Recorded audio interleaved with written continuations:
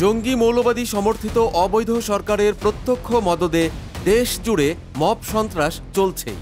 মৌলবাদীদের একের পর এক অনৈতিক অন্যায্য দাবি পূরণে সরকারি প্রযোজনায় এক একটা নাটক মঞ্চায়ন হয় কদিন পর পর। মঙ্গলবার এমনই এক মব যাত্রা সংগঠিত হয়েছে রাজধানীর সচিবালয় ঘিরে।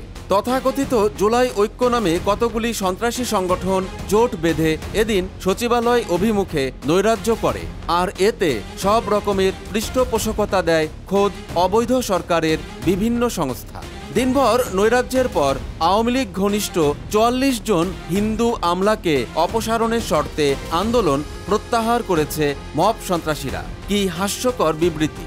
ফরমাইশি গণমাধ্যম প্রচার করছে মঙ্গলবার সরকারের পক্ষ থেকে ১৯ জুনের মধ্যে এই আমলাদের অপসারণের আশ্বাসের ভিত্তিতেই নাকি সন্ত্রাসীরা আন্দোলন প্রত্যাহার করেছে। একটি স্বাধীন দেশে ধর্মীয় পরিচয়ের ভিত্তিতে প্রশাসনের সবচেয়ে মেধাবী ও যোগ্য কর্মকর্তাদের মব সন্ত্রাসীর গাঁজাখুরি দাবির কাছে যদি কোনো সরকার এভাবে নতি স্বীকার করতে থাকে, তাহলে সেই সরকারের আদতে কোনো ভিত্তি থাকে কি? সংঘবদ্ধ সাম্প্রদায়িক গোষ্ঠী ও দেশের স্বাধীনতা বিরোধীদের কাছে একটি দেশ এভাবে পর্যদস্ত হওয়ার দৃষ্টান্ত বোধহয় সমকালীন বিশ্বে নেই। জুলাই সন্ত্রাসীদের দাবি, প্রধানমন্ত্রী শেখ হাসিনার ঘনিষ্ঠ হিন্দু আমলারা নাকি প্রশাসনে থেকে স্বৈরাচারী শাসনের পক্ষে কাজ করে যাচ্ছেন। তাদের দাবি, এসব আমলা ভারতের ঘনিষ্ঠ এবং তারা ভারতে তথ্য পাচার করছে। সোশ্যাল মিডিয়াতে এই অপতথ্য অনেকদিন থেকেই ছড়িয়ে আসছিল ৩ ইঞ্চি খ্যাত সাইবার সন্ত্রাসী ও বহু শিশু হত্যাকারী পিনাকির উন্মাদ শিষ্যরা।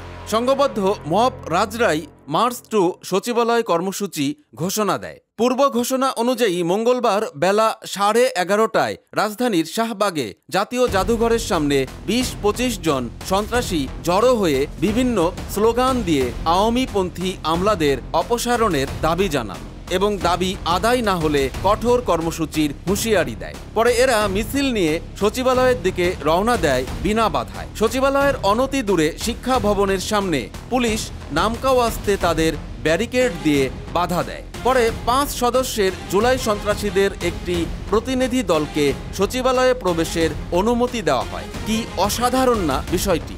এমন সৌভাগ্যবান আন্দোলনকারী বোধহয় দেশবাসী আগে কখনো দেখেনি। পাতানো ও নির্লজ্জ এমন আন্দোলন আগে কেউ সংগঠিত করেনি বলেই হয়তো জাতিকে এমনভাবে লজ্জিত হতে হয়নি। জুলাই সন্ত্রাসীরা নির্বিঘ্নে সচিবালয়ে প্রবেশ করে মৌলবাদী সরকারের অনুগত সরকারি কর্মকর্তাদের সঙ্গে বৈঠক করে ১৯ জুনের মধ্যে তাদের চিহ্নিত আমলাদের অপসারণের আশ্বাস পায় এবং এর প্রেক্ষিতে আন্দোলন প্রত্যাহারের ঘোষণা আসে। তবে সরকারের সাবেক আমলারা এই ঘটনাকে নজিরবিহীন আখ্যায়িত করে বলেছেন, এভাবে মব সন্ত্রাসের কাছে একটি সরকারের আত্মসমর্পণের পর দেশে কার্যত কোনো সরকার কাঠামোই আর জীবিত নেই। পুরোটাই মৌলবাদী প্রশাসনে পরিণত হওয়ার অপেক্ষা করছে স্বাধীন বাংলাদেশ। এইসব ঘটনা বাস্তব হয়ে ওঠার আগেই হয় সবার আত্মহত্যা করা উচিত, নয়তো প্রবলভাবে প্রতিরোধ করা প্রয়োজন বলেও মন্তব্য করেন সাবেক কর্মকর্তারা।